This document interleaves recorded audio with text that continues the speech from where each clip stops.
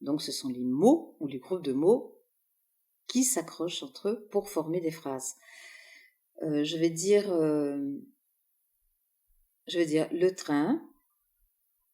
Donc ça, je peux dire simplement le train, mais il faut que je pense que derrière, il va y avoir ma numéro. Donc, je ne vais pas dire le train numéro. Non, je vais dire le train numéro. Après va venir le chiffre. Bon, le nombre, oui. Et là, c'est fait aussi avec les milliers, les centaines et les unités, enfin les dizaines et les unités. Faut que je touche le micro. Donc, le train, par exemple, numéro 10 784, ça va faire 10 784. Voilà, En provenance de... Voilà, ça va être donc le train. Je recommence. Le train numéro 10 784 en provenance de Montargis. Et à destination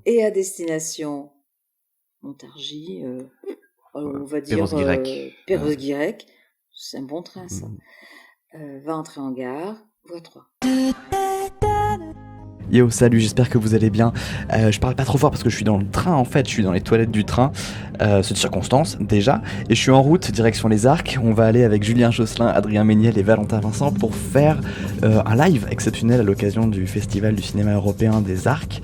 On sait pas encore comment on va l'appeler, est-ce que ça va être radio chalet, est-ce que ça va être hashtag tartiflette et après-ski, on sait pas encore trop mais ça va être vraiment très sympa. Donc voilà, à l'heure où ce podcast sort, logiquement, le live va commencer dans pas longtemps et puis on est ensemble jusqu'à mardi soir, donc n'hésitez pas à vous mettre dessus, ça va être super cool. Simone Hérault, c'est la voix de la SNCF, vous l'avez sûrement reconnue, si vous avez déjà pris le train au moins une fois, c'est elle qui fait toutes les annonces dans le train et je voulais vous la présenter parce qu'elle ne fait pas que ça, elle fait pas que travailler pour le compte de la SNCF, elle fait des voix off, elle travaille aussi dans la culture avec une asso qui s'appelle Lire Autrement, elle va vous parler de tout ça, de tout ce qui est fait, c'est passionnant. Et puis voilà, je voulais donc vous la présenter. Si ce podcast vous plaît, n'hésitez pas à le faire passer, à le faire tourner, à l'écouter dans le train, pourquoi pas, et puis à mettre un petit like des familles. Simone Hérault est dans le Qui sont ces gens, ça fait carrément plaisir. Donc vous êtes la voix de la SNCF depuis plus de 30 ans, donc ça on va y revenir. Mais avant, vous êtes animatrice de radio, vous êtes passée sur FIP notamment, France Inter Paris à l'époque. Comment est-ce que tout a commencé ? Alors, tout a commencé lorsque je suis née. Non, c'est pas vrai, on va pas remonter si loin quand même. Petite, je voulais être comédienne.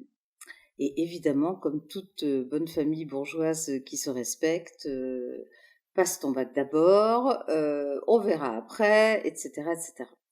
J'ai donc passé mon bac et après j'ai fait deux années de secrétariat de direction parce que c'était bien vu et que de toute façon normalement je devais me marier avec quelqu'un de voilà, qui pourrait subvenir à mes besoins. C'était l'optique, si vous voulez, des deux générations d'avant, à savoir qu'une une femme, de toute façon, c'est très bien pour être une maman, Oui. une femme au foyer, douce et obéissante. Donc, c'est pas vraiment mon profil. Et j'ai fait ces 2 années. Et je suis rentrée, grâce à cette école de secrétariat, en stage à la maison de la radio, à la maison de l'ORTF. Voilà. Qui était déjà Qui était la déjà maison là, ronde la qu'on connaît maison déjà. ronde, qui a été construite en 59, je crois, etc. J'y suis donc rentrée en 69 et pour faire un stage dans le cadre de cette école de secrétariat. Alors j'ai dû faire du secrétariat un jour ou deux, grand maximum. Et après, j'ai atterri dans un service qui travaillait pour les jeunes, qui faisait des petites informations, un service qui s'appelait Interservice Jeunes. Et j'ai commencé à faire des petits reportages, à faire des petits papiers. Voilà, c'est comme ça que tout a commencé. Ensuite, j'ai travaillé au journal de France Culture. Je m'occupais de préparer les dépêches pour les journalistes. C'était un travail pas très compliqué, mais assez fatigant parce qu'il y avait des horaires bizarres. Et un jour, j'ai passé une audition pour rejoindre FIP, qui s'était ouvert, créé cette radio magnifique. Juste un an auparavant, ils augmentaient leurs horaires de diffusion et il leur fallait du personnel nouveau et j'ai été prise. Voilà, ça a été le plus beau jour de ma vie. J'ai encore le télégramme, C'est vrai? oui, qui m'annonce candidature reçue, candidature acceptée, etc. J'habitais chez mes parents et j'étais folle de joie. C'était comment est-ce qu'on postulait pour FIP à ce moment-là? Fallait faire. Aujourd'hui, il faut une démo, faut un CV, lettre de motivation. C'était comment à l'ouverture? C'était une audition dans un studio avec des gens qui écoutaient à l'aveugle d'ailleurs. Oui, remarquez, on n'a pas besoin de voir pour écouter, mais il ne fallait surtout pas qu'ils soient influencés par nos physiques de minettes de l'époque. On avait 20 ans, alors évidemment, bon, on était quand même pas trop moche et on voulait pas, la direction ne voulait pas être influencée. Donc c'était une audition à l'aveugle et j'ai été prise sur plein de candidates. J'étais très très très contente. Qu'est-ce que vous avez fait à FIP? Comment ça marchait? Ah, FIP, pour tous ceux qui ont raison de continuer à écouter FIP aujourd'hui, qui marche très très bien, ça n'a pas vraiment changé. Donc, toute petite différence au cours des années, mais nous étions 2 animatrices en place. Il y en avait une qui avait plus un titre de journaliste et l'autre un titre d'animatrice. On était 2, ce qui nous permettait d'avoir des fous rires retentissants. Et il y en a une qui s'occupait plus de rédiger des petits papiers sur les spectacles, sur les expos, sur des conseils pratiques d'ailleurs, notamment pour les jeunes, enfin un peu pour tout le monde, mais plus vers les jeunes. Et l'autre, qui était plus animatrice, rendait compte de la circulation, de l'heure, de la météo, etc., etc. Et tout cela avec une grosse pointe d'humour et un ton insolent et en même temps chaleureux, en même temps souriant, une complicité avec l'auditeur très forte. Et c'est une merveilleuse radio, c'est Chris qui la première a donné le ton de cette radio. Chris Crumble. Voilà, la pauvre qui n'est plus là aujourd'hui et qui a vraiment donné le souffle à cette radio qui a été créée par Pierre Codou et Jean Garetto, 2 grands messieurs aujourd'hui disparus aussi de la radio de France Inter. Quand ils ont transformé, ils ont transformé France Inter Paris en FIP. Est-ce que vous avez des souvenirs marquants de cette époque-là? Qu'est-ce qui vous fait sourire quand vous y repensez? Ça a été une période extraordinaire parce qu'on était tous jeunes, on avait tous entre 20 et 30 ans, vraiment. Et nos chefs d'antenne, puisqu'il y avait à l'antenne, le réalisateur s'appelait pas réalisateur, mais chef d'antenne, pour nous en tout cas, et il avait quelques années de plus que nous, mais pour nous c'était déjà très vieux, hein, quand ils avaient 35 ans, c'était oh là, quel vieux. Ça a changé. Et, oui, ça a changé, surtout pour moi. Et c'était vraiment très sympa. On sortait ensemble, c'était quand même dans les années 70, c'était quand même très libre, très très joyeux, on faisait la fête souvent, après on s'est tous mariés, après on a eu des enfants, après on a divorcé, enfin bon bref la vie, mais on a tout fait tout ça, on était vraiment très très liés avec beaucoup d'amitié, de complicité entre nous aussi, et c'est ce qui permettait d'avoir une antenne très à la fois naturelle et structurée quand même, mais moins structurée que des antennes comme RTL ou Europe ou même Inter qui avaient des tons ou plus sérieux ou plus pub avec des voix criardes et tout, alors que nous c'était quand même tout un petit peu dans la douceur. L'élégance. Ouais. Voilà, vous écoutez toujours FIP? Ça m'arrive, oui. Là, je varie entre radio classique et FIP. Et est-ce que les nouveaux animateurs, les nouvelles animatrices de FIP viennent vous voir pour vous demander des conseils ou partager votre expérience? Non, ça fait longtemps. D'abord, bon, vous savez, c'est pas si compliqué que ça d'être une bonne animatrice. Faut pas. Puis non, ils ont. Mais moi, je continue à y aller de temps en temps pour dire bonjour. Ah, mes camarades qui restent, elles étaient encore 2, là maintenant il n'y en a plus qu'une, c'est Jeanne Villet, qui est la reine de FIP, qui est toujours un humour extraordinaire. Et non, personne n'a besoin de mes conseils. Ça va. Et ça, cette expérience à FIP, j'imagine que c'est ce qui vous a conduit à la SNCF. Alors, c'est la SNCF qui est venue à FIP. D'accord. Voilà, la SNCF a fait un casting parmi les voix de FIP. Explicitement. Ah C'est-à-dire oui, oui, qu'ils tout à voulaient fait. vraiment une voix à la Voilà. FIP avant. Comment ça s'est Alors, passé ce il voulait casting? pas vraiment une voix à FIP parce que ce qui s'est passé, c'est assez amusant. Bon, il y avait un style de voix à l'époque qui était un peu le nôtre, des voix, un style de voix en vogue. Mais il y en avait aussi sur France Inter, de ces jolies voix. Et la personne à la SNCF qui a été chargée d'organiser le casting a téléphoné au standard et le standard s'est trompé, a passé FIP au lieu d'Inter. Non. Il y a quand même des choses extraordinaires dans la vie qui se passent. Et voilà, comme quoi, de toute façon, nos voix convenaient et nous avons été 2 choisis. Et pendant quelques années, nous avons été 2 à faire les annonces de la SNCF. Ah, finalement, on continuait FIP. Hein. Moi, j'ai fait FIP pendant 30 ans aussi. Et un jour, avec l'ordinateur, avec le fait que les annonces sont devenues uniformisées, beaucoup plus adaptées à toutes les gares, il y avait obligation de ne plus avoir qu'une seule voix pour que tout soit raccord avec un vocabulaire commun et un vocabulaire spécifique pour chaque gare. Et j'ai été celle qui a été choisie des 2. Voilà. Juste pour revenir sur cette histoire de coup de téléphone, ça veut dire que si le standard ne s'était pas trompé et n'avait pas passé FIP au lieu de France Inter, la voix n'aurait pas du tout été la même, nous n'aurions pas eu les mêmes gares en fait. Ou est-ce que ce serait quand même arrivé, ça se serait quand même passé?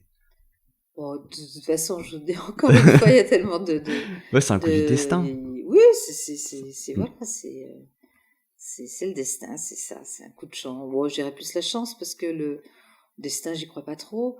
Oui, ou on peut appeler le destin la chance aussi. Enfin, disons que c'est voilà, C'est une c'est belle le coïncidence, hasard, voilà. chance. Voilà. Est-ce que vous pouvez nous raconter les premiers jours d'enregistrement pour la SNCF? Comment vous faisiez au début, avant les ordinateurs?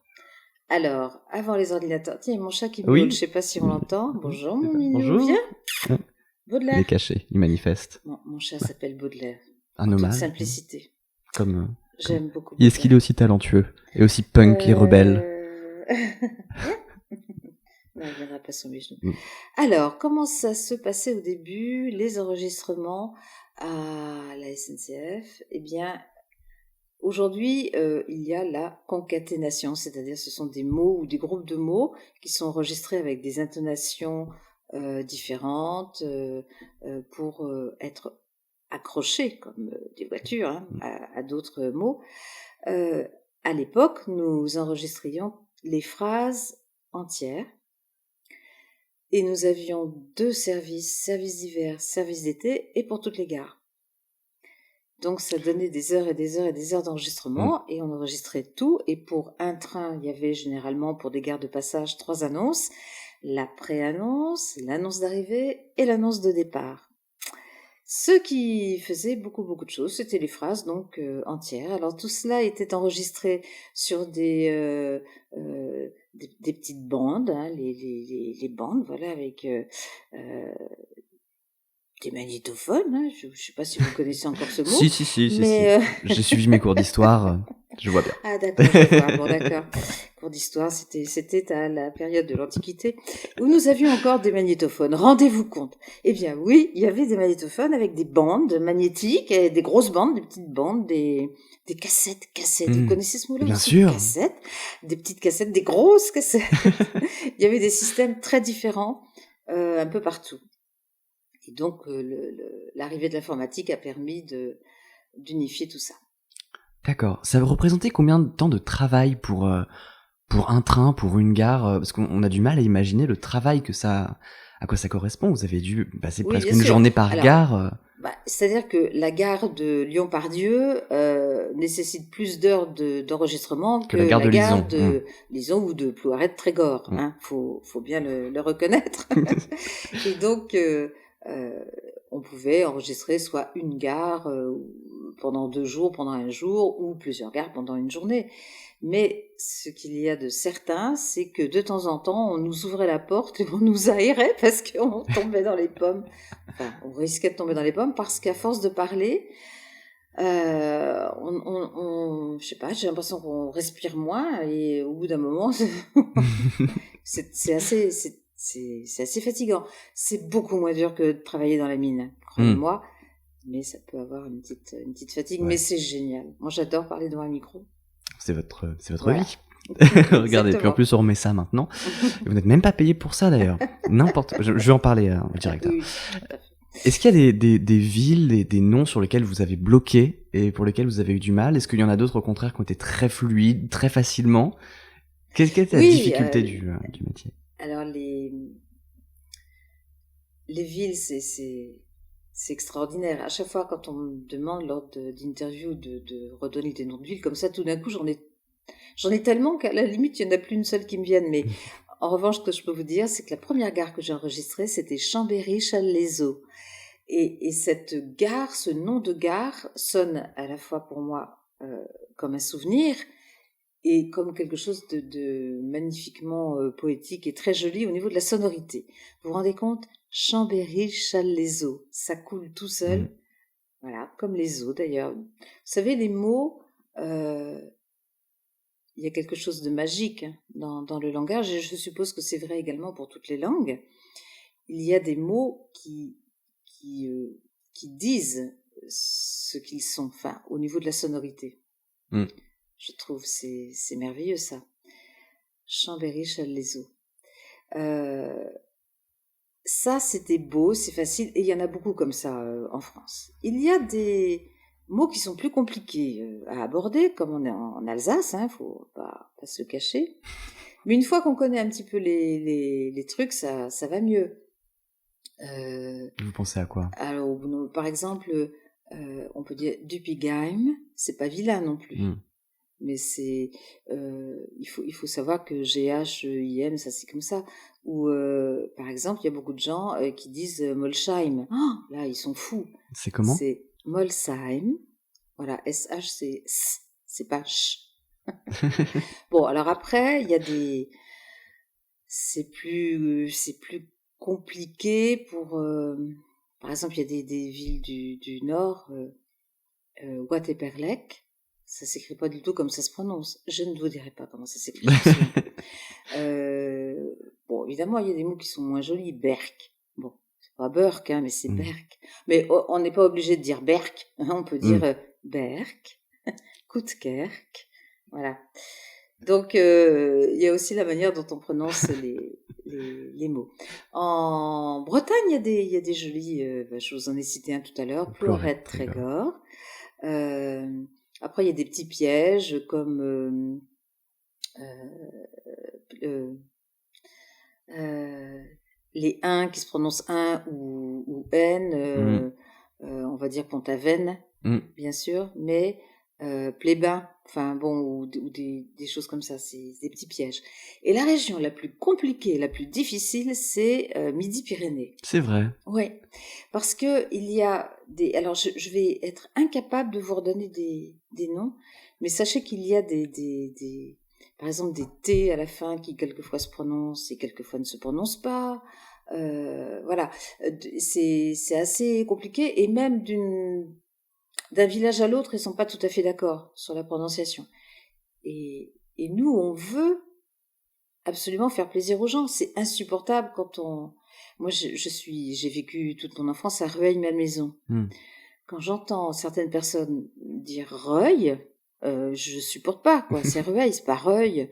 Et donc, je me mets à la place des gens. Alors, très souvent, quand on doit enregistrer des noms, on va à la pêche aux infos. Dans les gares, c'est pas forcément là où ils peuvent le mieux nous donner les indications parce que souvent, le personnel de la SNCF bouge d'une région à l'autre. Et donc, ils peuvent être dans le sud avec un accent du nord. Donc, ils sont pas Ah, forcément donc c'est pas les au courant. plus experts Voilà. pour vous donner ça. Quelquefois, oui, mais Hmm. quelquefois, non. Et après, donc, on téléphone aux offices de tourisme quand ce sont des grandes villes ou directement à la mairie. Hmm. Vous avez fait combien de gares, vous savez? Oh, non. Je sais même pas combien il y a de gares, puis j'imagine qu'il y en a entre-temps qui ont disparu, d'autres qui sont arrivés. Exactement. Il y en a des milliers. En tout cas, à la louche, un des directeurs de la communication de la SNCF avait dit il y a quelques années que était passé au moins 1 milliard d'annonces déjà. Alors aujourd'hui, on peut dire 1,5 milliard, 1 milliard, 500 millions. Ouais, le On n'est compteur plus à tourne. quelques millions Non. près. Du coup, quand vous prenez le train, est-ce que le son de votre voix est une voix étrangère? Est-ce qu'au contraire, c'est une voix qui est tellement la vôtre que ça finit par vous insupporter? Ou est-ce qu'au contraire, ça vous est complètement égal? Alors, ça ne m'insupporte pas et ça ne m'est pas égal. Non, j'aime bien. C'est rigolo quand même. Parce que maintenant, il y a aussi beaucoup, beaucoup d'annonces qui sont dans les trains. J'ai pris récemment un train de la région Île-de-France pour aller à Saint-Leu-la-Forêt. C'est assez curieux, je suis assise là et puis ce train arrivera. Non, ce train. Oui, non, prochain arrêt, Enghien-les-Bains. Mm. Bon, ça fait drôle quand même. Ce train est à destination de Valmondois. Et pendant tout le trajet, je m'entends annoncer les. C'est quand même rigolo. C'est C'est rigolo. rigolo, Oui. puis c'est marrant pour mes amis, Mm. tout le monde me dit ah on peut pas t'oublier. Alors je sais pas dans quel sens ils le disent, mais bon, je pense pas Dans que le ce bon soit sens, méchant. c'est positif, c'est très positif. Ce ton SNCF, parce que j'imagine que c'est un ton particulier qui a été travaillé, comment est-ce que vous en êtes arrivé là? Parce que c'est pas tout à fait le ton de FIP. Alors non, mais disons que la base est le ton de FIP, et après le ton SNCF, en fait, c'est fait tout seul. Personne m'a dit, il faut faire comme ci, il faut faire comme ça. Il y avait une chose très importante, surtout au tout début.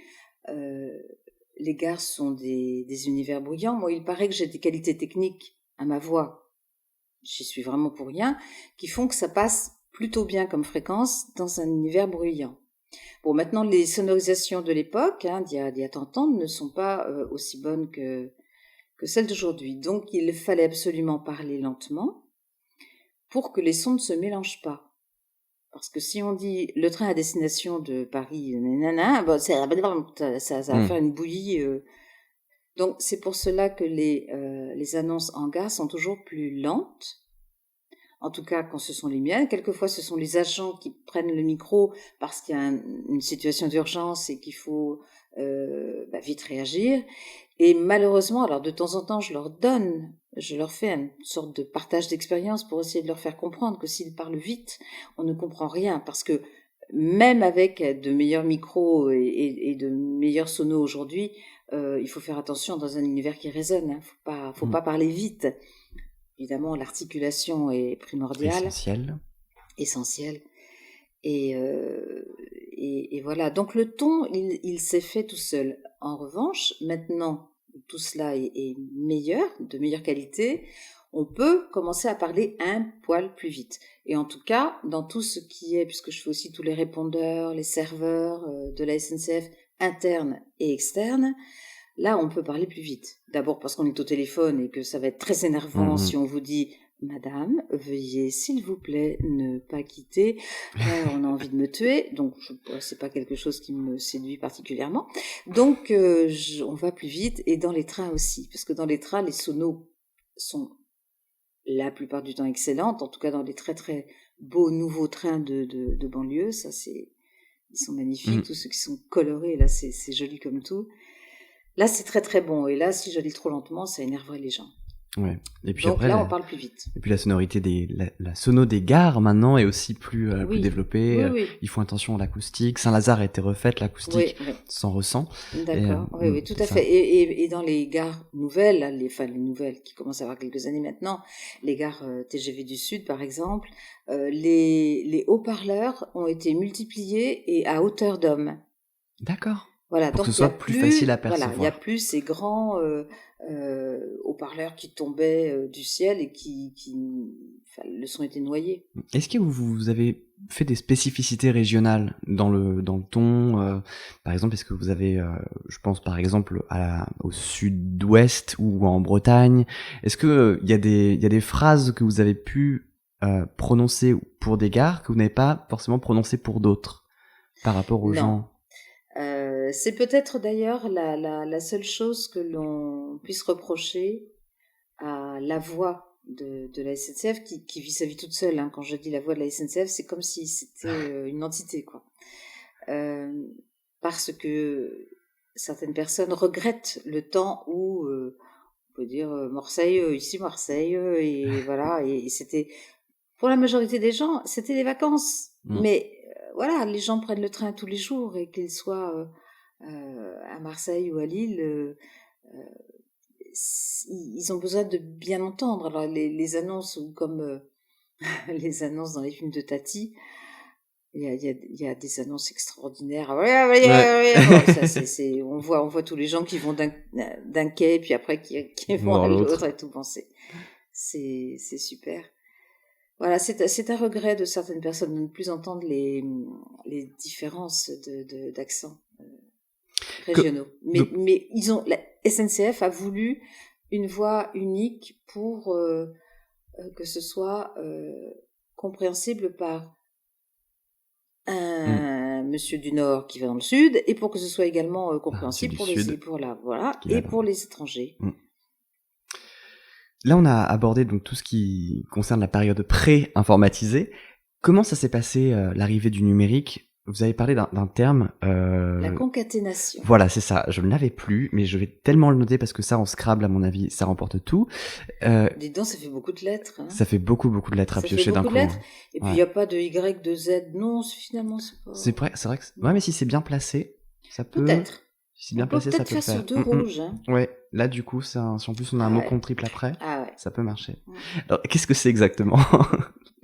Alors, la concaténation, ça vient du latin catena, qui veut dire chaîne. Et vous voyez tout de suite la relation, ce sont les anneaux de la chaîne qui s'accrochent. Donc, ce sont les mots, ou les groupes de mots, qui s'accrochent entre eux pour former des phrases. Je vais dire le train. Donc ça, je peux dire simplement le train, mais il faut que je pense que derrière, il va y avoir ma numéro. Donc je ne vais pas dire le train, numéro. Non, je vais dire le train, numéro. Après va venir le chiffre. Bon, le nombre, oui. Et là, c'est fait aussi avec les milliers, les centaines et les unités, enfin les dizaines et les unités. Faut que je touche le micro. Donc, le train, par exemple, numéro 10 784, ça va faire 10 784. Voilà, en provenance de... Voilà. Ça va être donc le train. Je recommence. Le train, numéro 10 784, en provenance de Montargis. Et à destination Montargis, on va dire Perros-Guirec. C'est un bon train, ça. Va entrer en gare, voie 3. D'ailleurs, à la fin, c'est pas... Non, la voie, généralement, on la met au début. Mais c'est un truc comme ça. D'accord, donc en fait, vous enregistrez tous les noms de gares, tous les nombres, donc toutes les unités, alors ça, toutes les dizaines. C'est enregistré depuis longtemps. On s'en sert parce qu'il n'y a pas besoin de les refaire. C'est une banque de données, en fait. C'est une banque de données, exactement. Et les chefs de gare, ou les personnes dans les grandes gares qui s'occupent de la sonorisation de la gare, prévoient des phrases. Après, on leur donne leur vocabulaire à eux spécifique. Et ça fait comme un canevas. Et ils remplissent un canevas avec des trous. Et ils remplissent les trous avec les mots qu'ils souhaitent. Si bien que lorsqu'un train est dévoyé, pour une raison ou pour une autre, change de voie, au dernier moment, on peut, enlever la voie 3 et mettre la voie 4. D'accord.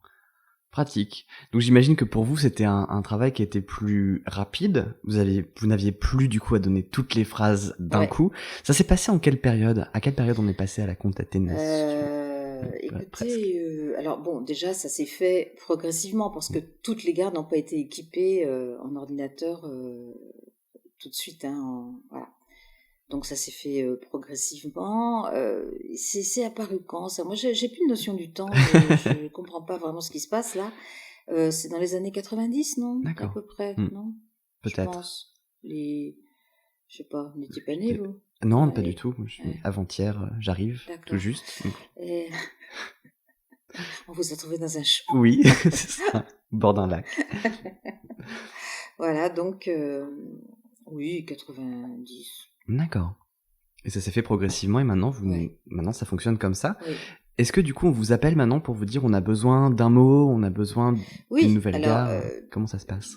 Dominique Bruno, qui est responsable de l'univers sonore dont je fais partie, ainsi que le jingle, etc., dans les gares, collecte toutes les petites choses qu'il faut réenregistrer ou refaire ou des choses nouvelles.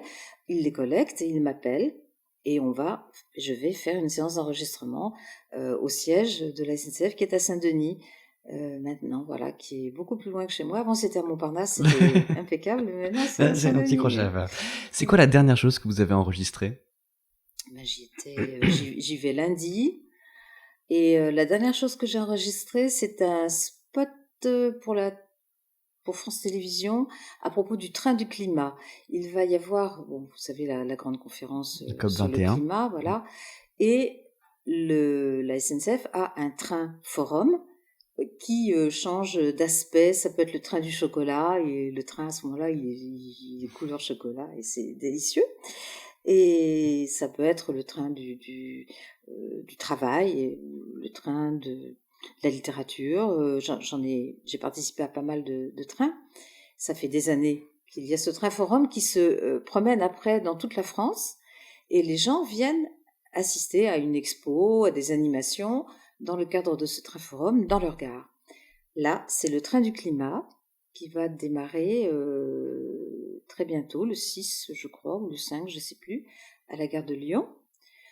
Et c'est très intéressant, je pense, pour tous ceux qui s'intéressent à l'environnement. Donc, la dernière prestation que j'ai faite, c'est pour enregistrer ce petit spot, pour D'accord. inciter les gens à venir voir ce train du climat qui va stationner dans plusieurs gares de Et France. lundi, qu'est-ce que ça va être? Alors lundi, je réenregistre les gares pour les TER, pour les annonces embarquées, c'est-à-dire qu'il faut être diffusé à l'intérieur des TER et voilà, qui vont dire arriver à tel endroit, etc., destination, machin. Et on les enregistre justement parce que, au lieu de dire Chambéry, Challes-les-Eaux, je vais dire Chambéry, Challes-les-Eaux, c'est-à-dire beaucoup plus rapidement, puisque c'est à l'intérieur des trains, pour pas lasser, énerver les gens. D'accord. Alors, la SNCF, c'est une grande partie de votre activité. Enfin, je pense que tout le monde vous a entendu au moins une fois sans savoir Oui. que c'est vous.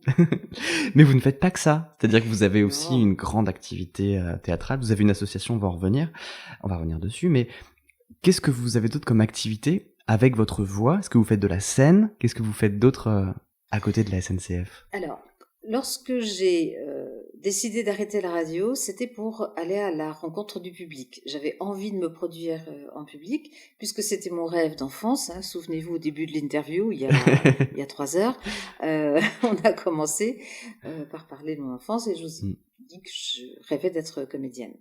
Et quand j'ai décidé d'arrêter la radio, évidemment, je ne pouvais plus être jeune première et prendre des cours de théâtre. Mais mes enfants partis et tout, je me suis dit, tiens, pourquoi je rencontrerais pas le public? Et j'ai décidé de fonder une compagnie. Alors c'est une association, c'est le statut juridique, mais c'est une vraie compagnie professionnelle de lecture publique. D'accord. Voilà. En dehors, je peux faire éventuellement des petits enregistrements pour faire des voix off, pour de nombreuses choses, hein, sans que cela porte préjudice à la SNCF. J'ai par exemple pas le droit d'aller faire une voix pour Air France ou pour voilà, ce qui est tout à fait logique. Hein. Pas de moyen de transport concurrent de la SNCF. Mais à part ça, la SNCF est totalement magnifique avec moi. J'ai vraiment pas beaucoup j'ai pas les mains liées. Alors, ces lectures publiques, Oui. exactement. Donc déjà, on est en 2001, je crois. C'est en 2001 que vous quittez Oui. FIP. Comment ça se passe, ces lectures publiques? D'où vient ce projet? Comment est-ce que vous le montez? Comment vous choisissez vos lectures? Est-ce que vous êtes entouré?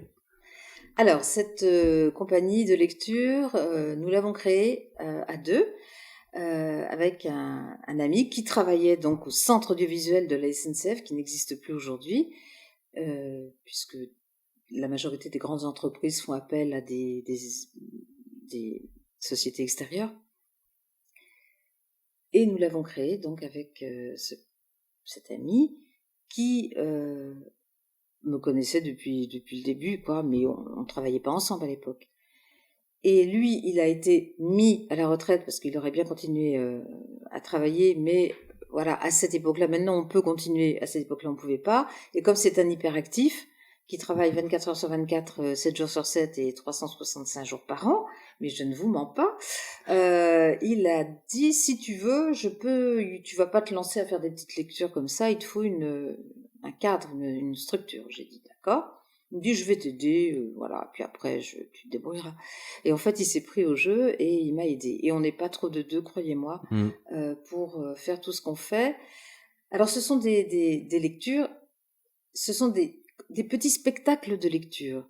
Il n'y a pas de mise en scène, il n'y a pas de décor, on lit debout au pupitre, mais par notre feu et notre enthousiasme, on fait vivre des textes qui peuvent être, mais absolument tous les textes possibles et imaginables. Ça peut aller de Sénèque à comment il s'appelle Petit ours brun. Petit ours. Non, pas les enfants. Faites pas les enfants, moi. Non, donc de Sénèque ou vous cherchez qui, un philosophe? Non, pas un philosophe. Victor Hugo. Notre ami complètement déjanté, défoncé, qui est. Il y en a beaucoup, hein. Oui, Dans le livre de la littérature. Non, Baudelaire. Ah, mais Baudelaire, j'ai évidemment fait une lecture Baudelaire. Non, je voulais dire plus moderne, celui qui a les cheveux comme ça. Ah non, mais je le vois aussi, je crois, mais voilà. Qu'est-ce qu'il a fait? Qui fait il a eu le concours avec la cartographie. Michel Houellebecq. Voilà, c'est fou. La carte comme et le les noms territoire. Comme ça. Ouais. Oui, bon. Comment ça s'appelle déjà La carte et le territoire, je crois. Oui, voilà. J'ai beaucoup ri à ce livre. Non, mais c'est vrai. Ah oui, il y a des choses très très drôles. Bon, j'ai pas tout lu ce qu'il a écrit. Enfin, disons pour vous montrer que quand même c'est large. Le répertoire est très large. Que nous avons à notre répertoire. Alors la compagnie, on va le dire, ça s'appelle Lire Autrement. Qu'il y a un site lireautrement.com, lire-autrement.com, et que nous avons des lectures dites simples, c'est-à-dire que je suis seule, comme très bientôt à l'entrepôt, le 13 octobre, où je fais une lecture thématique sur les 7 péchés capitaux. Alors, vous imaginez bien que ça va pas être triste, et qu'il y a des tas d'auteurs qui ont écrit sur les 7 péchés capitaux. Voilà, donc je vais me régaler à trouver, je suis en train de travailler dessus depuis un petit bout de temps, trouver des textes qui vont illustrer ces 7 péchés capitaux. Qu'est-ce que vous cherchez comme texte pour ça, justement? Des textes qui sont sobres, ou au contraire, parce que dans les 7 péchés capitaux, je pense qu'il y a de la lecture fleurie dedans. Je pense qu'il y a matière à... Exactement, ça peut être une réflexion très... quasiment scientifique, très structuré comme La Bruyère, avec dans les caractères. Il parle de la gourmandise, il parle de l'orgueil, tout ça. Mais ça peut être aussi quelque chose de complètement drôle, déjanté, avec Jean-Michel Ribes, ou quelque chose de très sympa que j'ai découvert de Kessel. D'accord. Voilà, donc il y a aussi des époques, hein, il y a aussi des choses sympas.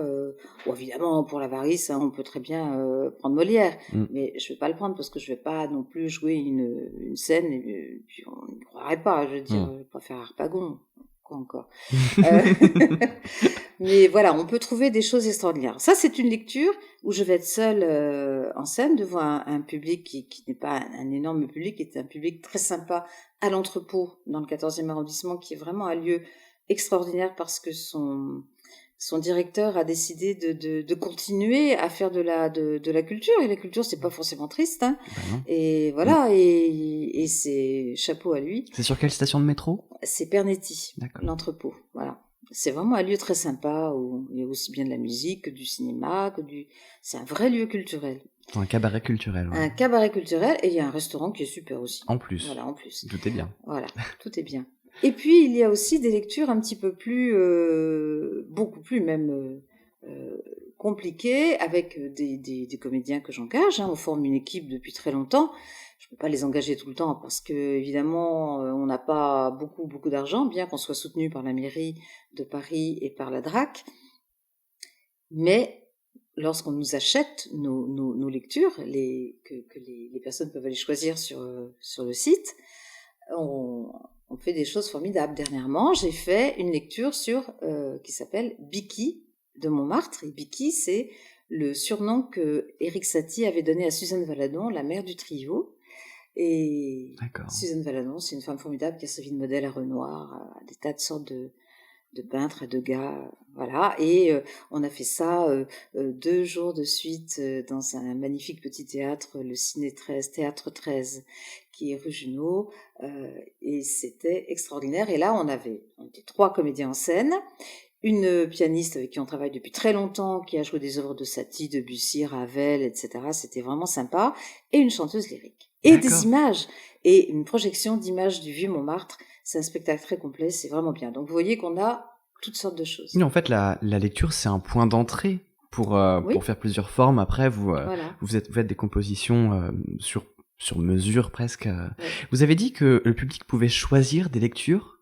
Non, alors le public peut aller voir ce qu'on fait, peut aller voir notre programme sur le site et se rendre.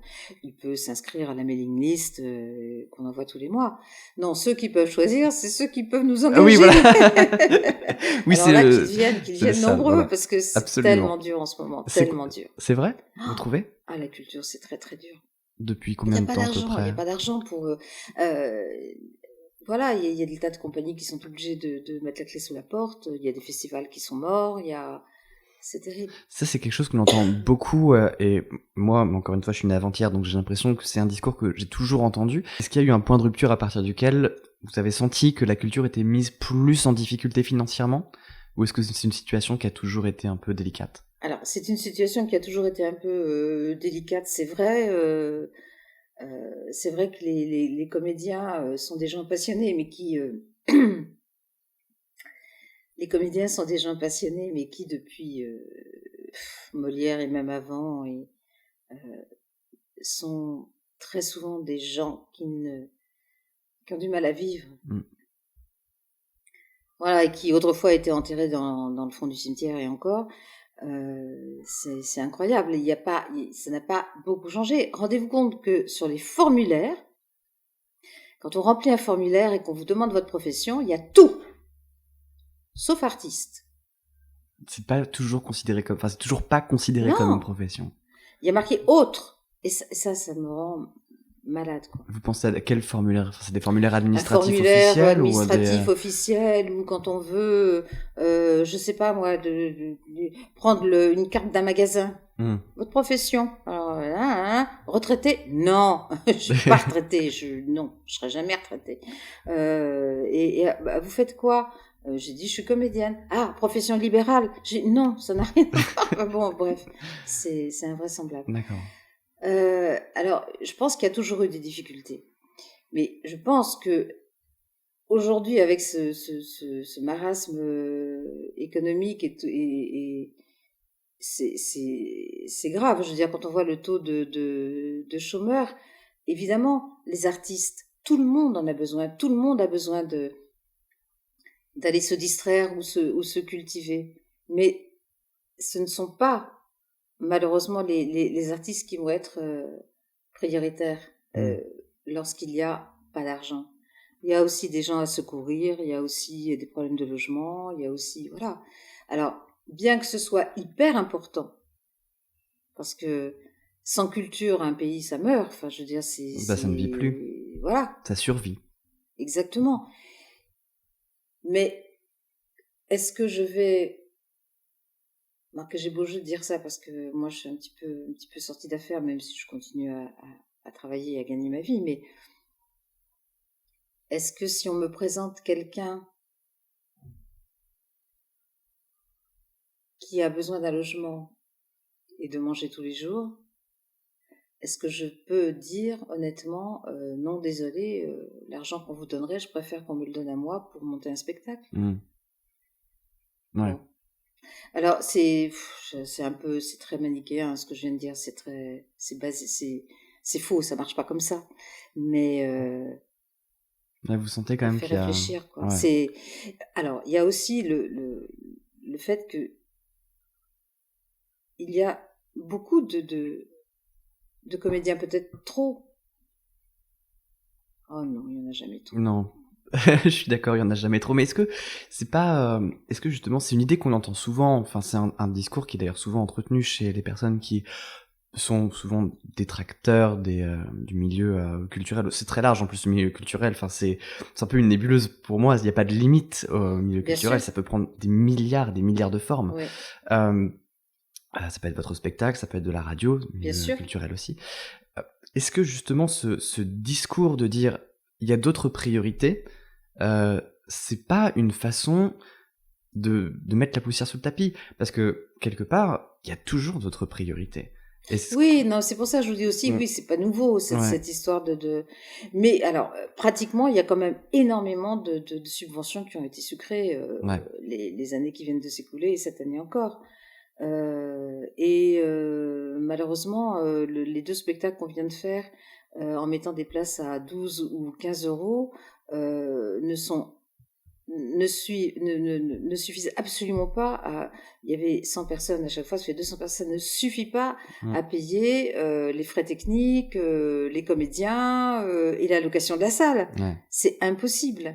Donc, on prend sur les subventions, voilà. Mais d'un autre côté, si on ne le faisait pas, on ferait jamais rien. Parce que si on se disait pas, allez, on fonce, on y va.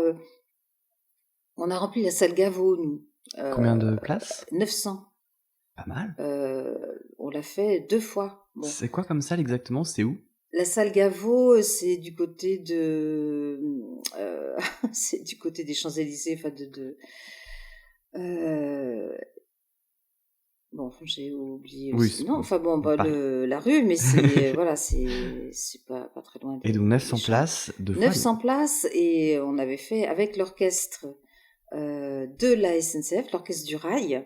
Il y a un Voilà, orchestre à la SNCF? c'est un orchestre d'amateurs et qui est doublé enfin doublé. En tout cas, il y a beaucoup de professionnels qui rejoignent les rangs pour les concerts.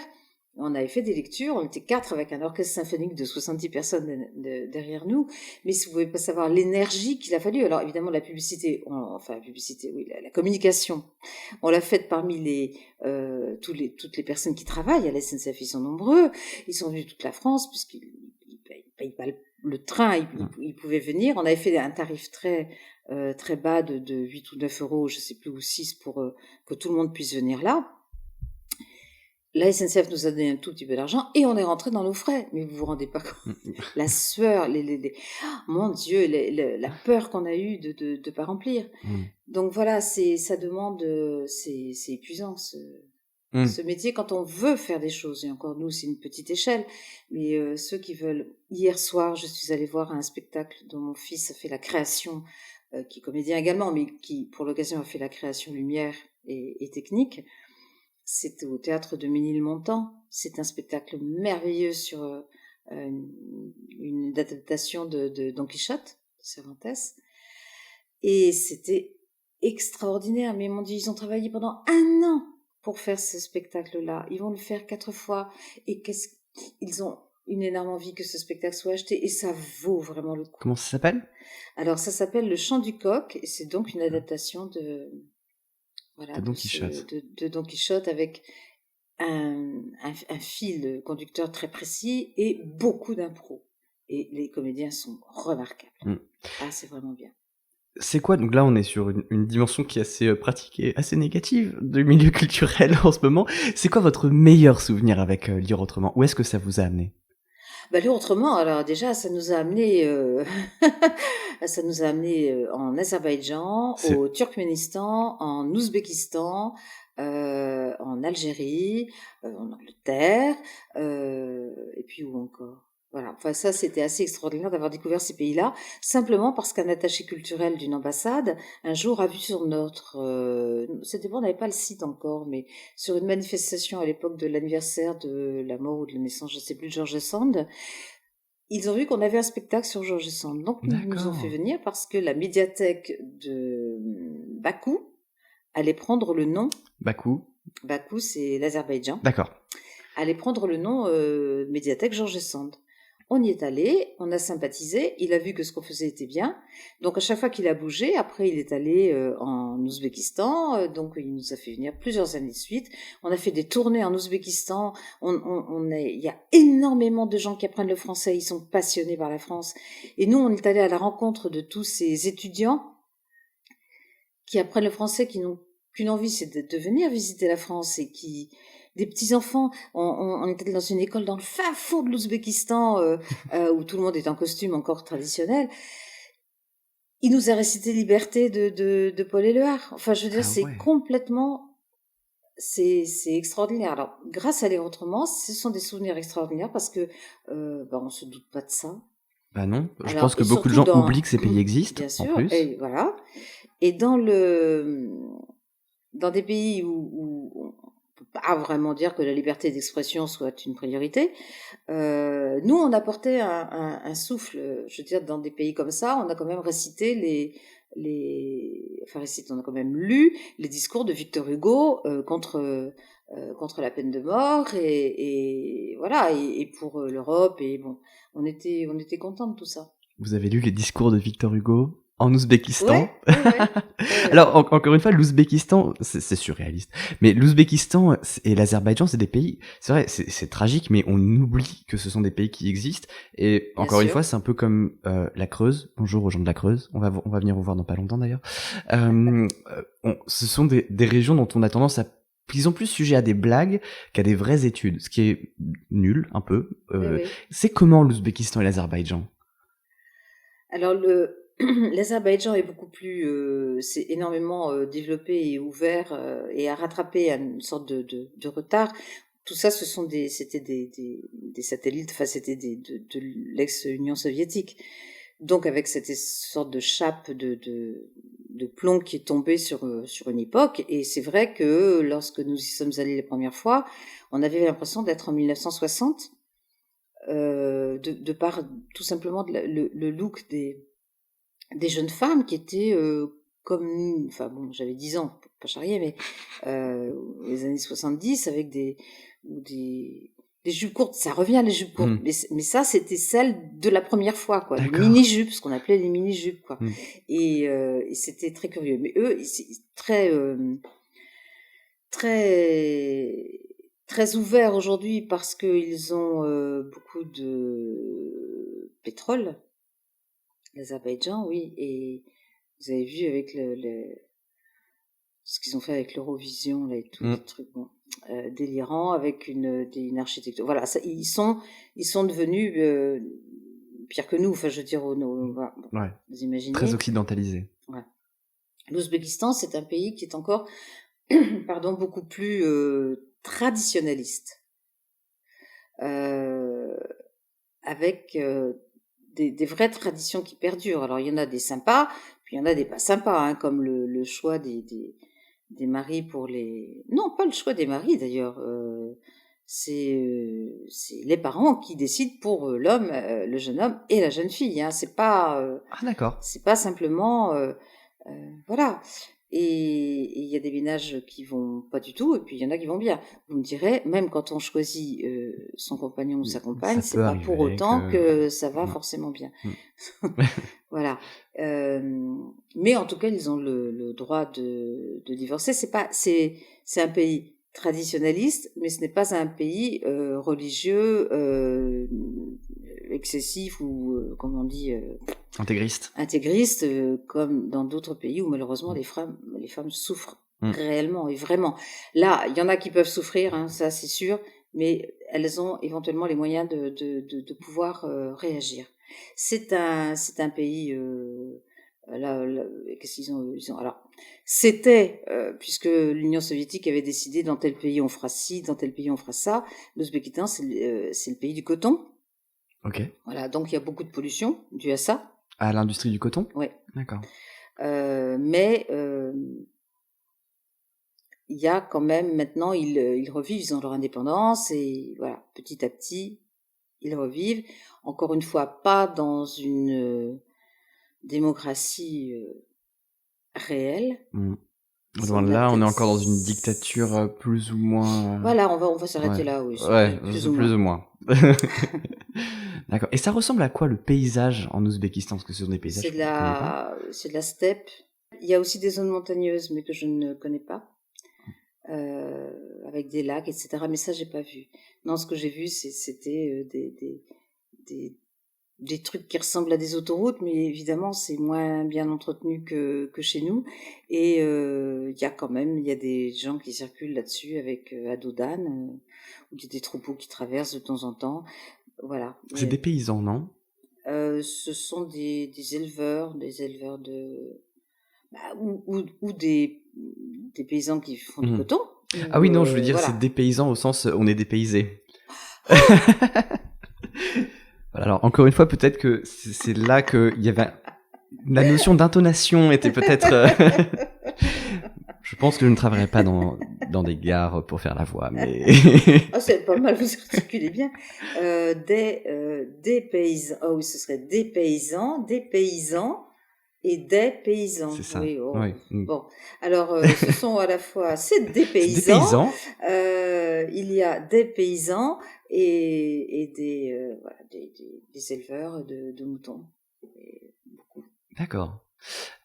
Vous avez évoqué aussi l'idée qu'en Ouzbékistan, ils apprennent beaucoup le français? Oui. Il y a des milliers de professeurs de français en Ouzbékistan. Qui le sait, ça? C'est vrai? Quand on sait même pas qu'il y a un pays qui s'appelle l'Ouzbékistan. Oui. Qu'est-ce qui les attire dans le français? Alors, le français, c'est la langue parlée dans un pays qui aime la littérature, qui aime les arts, et c'est le pays de la liberté et des droits de l'homme pour eux. Donc du coup, c'est... ils nous fantasment en fait. Ils fantasment la France, oui, c'est un modèle. Voilà. Et lorsque vous entendez une discussion en français entre étudiants ouzbeks, j'aime mieux vous dire qu'il n'y a pas un mot de travers et pas un mot vulgaire. En plus, ils n'ont pas été contaminés, entre guillemets, en venant ici, parce que la plupart ne sont jamais venus en France. Ouais. Et il y a des ponts quand même qui commencent à se... Il y a des ponts qui commencent à se mettre en place. Alors, il y a des ponts au niveau des universités, au niveau, par exemple, les centres culturels français, lorsqu'ils avaient encore de l'argent, ils n'en ont plus. Ça, c'est aussi, par exemple, nous, on ne va plus à l'étranger. Avant, c'était les services culturels des ambassades qui nous engageaient, qui supportaient les frais et nos salaires. Maintenant, ils ne peuvent plus. D'accord. Bon. Et quand ils pouvaient, ils organisaient des concours, des choses comme ça, et ceux qui gagnaient ces concours pouvaient venir en France, des étudiants. Et ça, c'était le rêve. Le sésame. Ouais. Vous travaillez avec la francophonie aussi? Oui, c'est-à-dire on allait souvent dans ces pays-là dans le cadre de la francophonie. D'accord. Mais la francophonie est en perte de vitesse complète. Faut pas... Enfin, si, on peut peut-être pleurer un petit peu quand même, mais c'est aussi parce que la France n'a plus d'argent à consacrer à ça. Il y a des écoles françaises qui ont fermé. Le centre culturel maintenant français à Tachkent, qui est la capitale de l'Ouzbékistan, n'a plus exactement... Avant, les personnes étaient rémunérées par la France. Maintenant, ils sont rémunérés par les Ouzbeks, et ça change beaucoup au niveau de leur salaire. Des professeurs de français, moi je connais une femme qui s'appelle Julie, qui est extraordinaire, Yulia, et c'est très dur pour elle, parce qu'elle était payée par la France, et maintenant elle est payée par... Donc j'imagine que son confort de vie a largement périclité. Ah oui, non, c'est pas facile. J'imagine bien. Simone Hérault, la voix de la SNCF, que vous pouvez retrouver dans l'association Lire Autrement. N'hésitez pas à aller voir le site de Lire Autrement. Rendez-vous évidemment sur l'original.net. Et puis si vous écoutez ce podcast direct à sa sortie, passez voir Radio Chalet ou Après Ski et Tartiflette. On ne sait pas encore comment on va l'appeler. Voilà, passez une très très belle journée. À très vite. Ciao.